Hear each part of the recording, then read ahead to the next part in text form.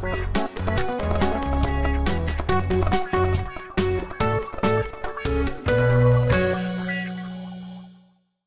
club waar ik vandaag te gast ben speelt sinds 1960 onder de huidige naam en had toen nog maar 57 actieve leden.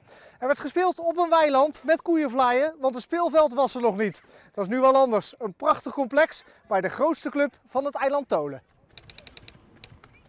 Nou Michael, dit is de grootste club van Tholen. Is het ook de mooiste? Ja, ik zal natuurlijk moeten zeggen van wel. Nou, ik heb wel het idee dat wij op het eiland zeg maar tot nu toe altijd wel de meeste aanwas hebben gehad. Natuurlijk heeft iedere kern zijn eigen club en zal ook iedereen van zijn eigen club zeggen dat het de mooiste club is. Maar als importtolenaar moet ik wel zeggen dat dit een van de bekendste clubs ook is van het eiland. Als ik denk aan Tholense Boys denk ik aan oud-profvoetballers John Schot, nu gestopt met voetballen. En Bart Nieuwkoop van Feyenoord A1. Zijn dat ook de belangrijkste twee spelers die de club heeft voortgebracht? Of? Nou, je mag ook niet vergeten Jurgen Nieuwenhuizen. Toch redelijk op niveau gekiept bij RBC Heracles Almelo. Zeker. Koop en Kortland, ook van RBC afkomstig. Pieter Graaf bij NAC gevoetbald. Ja, we hebben eigenlijk best een grote kwetenvijver van talent binnen de club. Dat heeft ook zijn nadelen dat er best wat jongens wel redelijk snel weggekaapt worden door de clubs uit de omgeving. Ja, Tholense Boys is wel een beetje een naam wat dat betreft. Ja, en we hebben ook wel wat samenwerkingen. Nu met Feyenoord toevallig. We hebben samenwerking gehad met RBC. Dus we zijn er ook wel genegen om die jongens verder te helpen. En hopen dat ze later weer terug op het oude nest komen natuurlijk. Nou stond ik vorige week bij HVV. Die had het eerste kunstgras op Zeeuws-Vlaanderen. Jullie hebben ook een kunstgras succesverhaal. Eerst in Tholen, hè? Ja, ik moet zeggen, het is een verhaal van de lange adem geweest. We hebben 10 jaar geleden al aangegeven van goh, met de huidige groei gaan wij uit ons jasje groeien. Binnen een aantal jaren. Nou, dat is een getouwtrek geweest natuurlijk.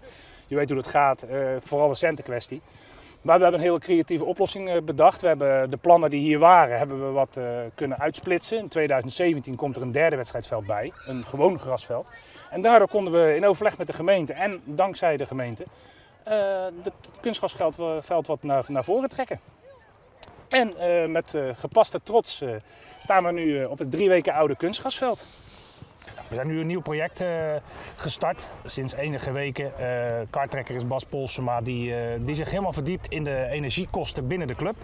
En met name van hoe kunnen we nu energie gaan besparen. Is er veel op te besparen? Daar is heel veel op te besparen. Het kost een kleine investering. Hè. Ik praat dan over een speciaal manier van TL-lampen, bewegingsmelders, dat soort zaken. Dus het gaat er vooral om dat je niet te veel energie verspilt.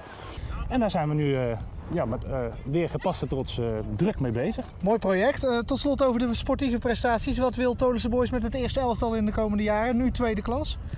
Nou, de doelstelling is altijd geweest om aan te haken bij die tweede klas. En uiteindelijk de doelstelling nu we 2 jaar in de tweede klas acteren, om toch een stabiele tweede klasse te worden. Die af en toe eens misschien meedoet om een na-competitie. Maar vooral de eerste basis nu weer een stabiele tweede klasse worden. En niet zoals het afgelopen seizoen weer moeten knokken voor degradatie. Dus dat is onze doelstelling voor de komende jaren. Ook op sportief gebied de beste club van Tholen blijven? Uiteraard.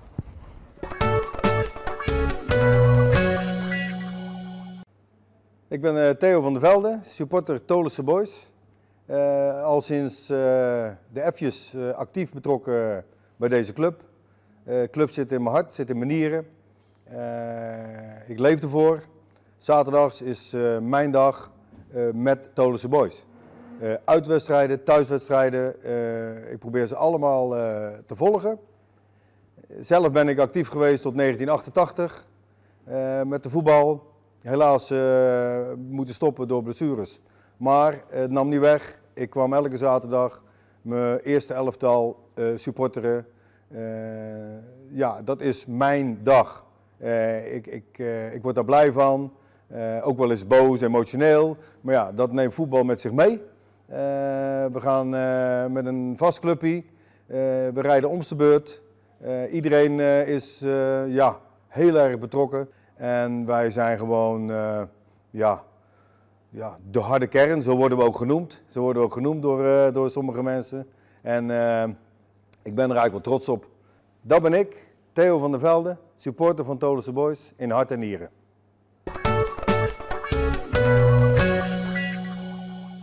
Elke week doet een jeugdspeler van onze club een truc. Vandaag is dat Lars van Tholense Boys. Lars, waar heb je je truc vandaan?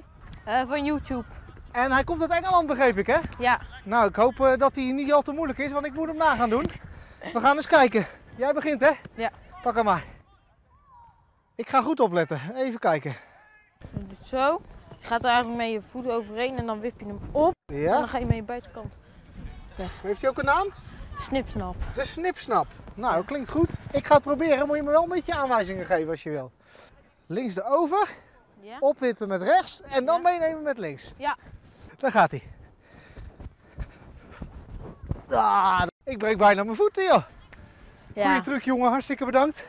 Doei. Hoi.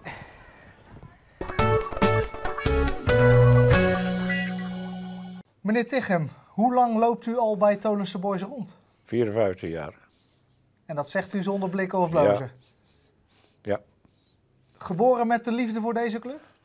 Ja, het was thuis bij ons ook sporten. En ja, zo ben ik ook in 1960 bij de club gekomen. Toen is hij opnieuw opgericht. Ja, opnieuw opgericht, want er bestond al voetbal in Tolen? Dat is toch al vele jaren voetbal, maar vlak na de ramp in 1956, ja, toen waren de centen nog bij de club. En toen is hij even sluimerend verder gegaan. En toen zijn er alleen een aantal spelers naar de voetbalvereniging Vreders gegaan en een aantal naar Sint Maartensdijk. En die zijn in 1960 gedeeltelijk weer teruggekomen.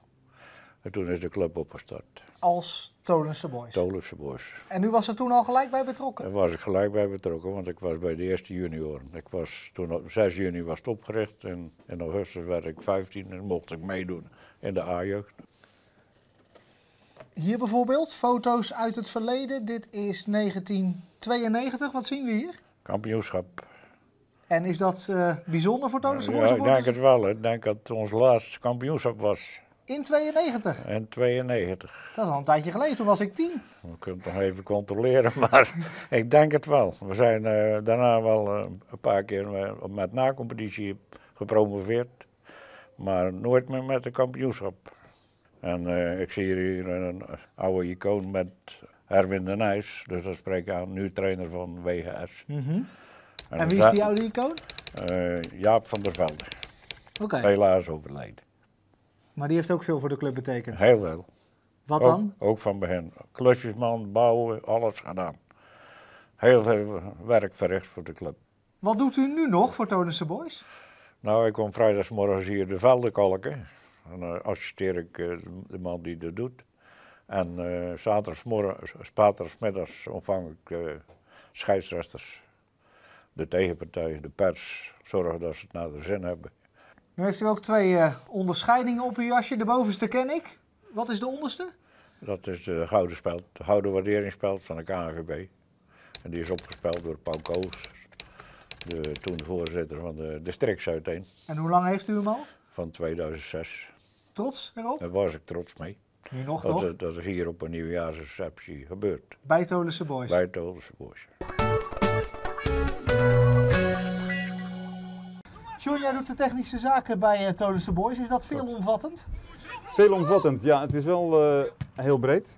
Het kost me ook heel veel tijd, dat wel. Maar ja, het is ook wel op zich leuk werk, dankbaar werk. Ik bedoel, ja, je bent toch met een heleboel aspecten bezig. En technische zaken, oké, dat is één ding.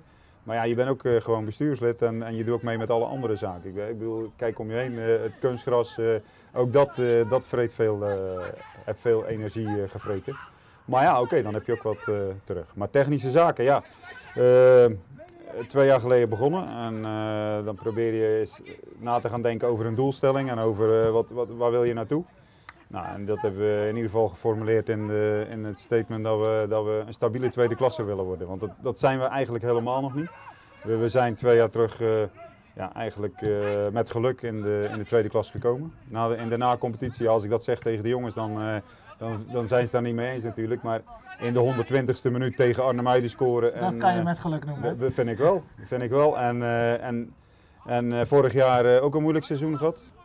Op de laatste speeldag ons weten te handhaven tegen Douwendalen. Nou, ja, ook daar moet je ook geluk bij hebben. En is dat nog een grote stap van in de tweede klasse zijn en een stabiele tweede klasse worden zoals jij het noemt? Nou, dat zie je vooral dit jaar, want dan denk je een extra stap te gaan maken. Dan denk je van nou, we hebben ons weten te handhaven, nu kunnen we weer verder bouwen. En we hebben er weer een paar spelers bij gekregen en we hebben een goede technische staf. En dan denk je van nou kunnen we misschien wel die middenmoot en wie weet, kunnen we misschien ergens nog wel een periode pakken. Maar ja, je wordt geregeerd door wat er dan toch weer gebeurt. En een jongen breekt zijn been, een ander is langdurig geblesseerd. En dat zijn dan net belangrijke spelers voor je team. Jullie zijn wel de grootste club van Tholen, de hoogspelende club van Tholen. De accommodatie wordt steeds mooier, hè, kunstgras. Ja, dat klopt. Ja, zou daar misschien nog meer ambitie uit kunnen spreken? Of is dat, nou, ambitie, stabiele tweede klasse vind ik eigenlijk wel goed genoeg. Eerste klas, natuurlijk kijken we wel eens met een schuin oog naar wat er in de eerste klas speelt. Maar als je alleen al kijkt naar Denteloord, die eigenlijk hun spelers uit de hele regio gaat vissen en gewoon onderaan staat. Dan denk ik dat wij niet groter moeten denken dan stabiele tweede klasse. Dat geloof ik niet. Dus, en dat komt misschien ook omdat het allergrootste talent van dit dorp, jouw zoon toevallig, Bart Nieuwkoop, niet hier speelt. Nee, dat klopt. Die speelt bij Feyenoord. Ja, Vertel daar eens wat over. Nou ja, dat is zo gelopen. Ik bedoel, ja, vroeger, dat is al jaren terug, toen ging hij al op 9-jarige leeftijd naar RBC, Roosendaal. En na 5 jaar daar gevoetbald hebben, toen ging die club failliet. Dus, en dat was eigenlijk voor Bart een zegen wil ik het niet noemen, zo mag je het ook niet noemen. Want voor al die andere spelers was het natuurlijk echt het doodsteken in hun ambities. Maar voor Bart was het wel een kans. Want hij ging naar Feyenoord. En hij is nu aanvoerder van B1, speelt in A1, ja. A1 zelfs. A1, en ja. Hij speelt in welk Nederlands elftal? Onder 19. En binnenkort gaat hij starten met 2 vrienden van hem dan hier weer met techniektraining. Dus we plukken daar zelf ook de vruchten van. En dat is ook leuk. Kun je mij een vrijwilligster benoemen van voetbalvereniging Tholense Boys? Ik denk het wel. Op maandag ga ik altijd met de ledenadministratie aan de gang. En de andere dagen doe ik de mail van de wedstrijden, vriendschappelijke wedstrijden en competitiewedstrijd. Dat doe ik allemaal omdat ik westsecretaris ben. Van de senioren, al jaren 11 en later ook de jeugd erbij. Daar ben ik donderdags voor hier op de club. Wat regelen met clubs en ook speel ik met een veteranenelftal. Daar ben ik coach van, samen met mijn vriend. Die regelt het vervoer. En die regelt ook de opstelling, want technisch gezien ben ik regel ik liever de spelers dan het technische gedeelte. Dat zijn de 45+ mannen, die spelen op een half veld. En dat is een hele leuke competitie. Voor zaterdag ben ik ook heel de dag hier op de club, maar dan ben ik er voor de andere teams. En regel ik het een en het ander voor allerlei reserveshirts, kleedkamerindeling, veldindeling. Zodat iedereen gewoon met plezier kan voetballen. Elke week eindig ik de uitzending met het nemen van 5 penalties. Vorige week 3 raak. Ibrahim, ben jij een beetje penalty killer? Ik ben wel een penalty killer, ja. Ik heb toevallig tegen de Meeuw had ik een belangrijk penalty tegengehouden, waardoor we gewonnen hebben. Dus het zijn mooie momenten. Meer dan 3 ga ik er niet maken. Ik denk het niet, nee. Maar we gaan een beetje spannend voor je maken vandaag. Succes. Jij ook. Ah, lekker. Kom aan.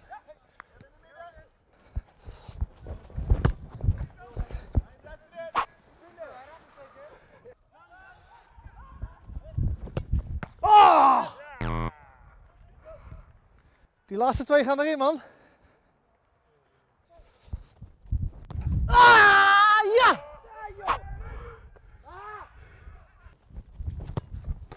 Ja, die zit er ook in. 4 van de 5. Nieuw record. Volgende week 5. Woe!